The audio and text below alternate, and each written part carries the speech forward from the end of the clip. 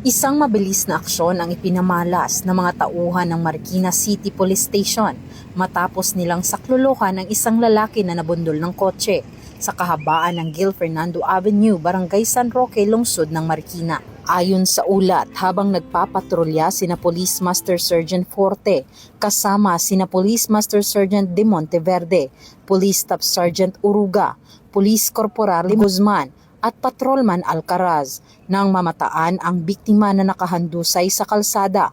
Agad nila itong nirespondihan at nilapatan ng pangunang lunas. Agad ding tumawag ng ambulansya ang mga otoridad at dahil sa mabilis na koordinasyon, ligtas na naisugod ang biktima sa Amang Rodriguez Memorial Medical Center upang doon lapatan ng karampatang atensyong medikal.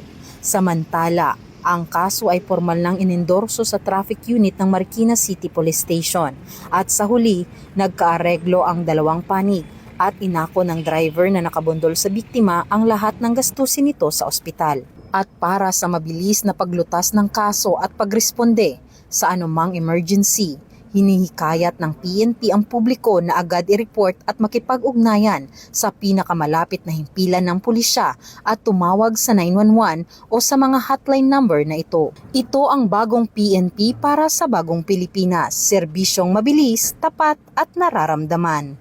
Mula dito sa Eastern Police District, ako po ang inyong PNN correspondent, Patrolwoman Jenny Midolor, alagad ng batas, tagataguyod ng Balitang Pulis.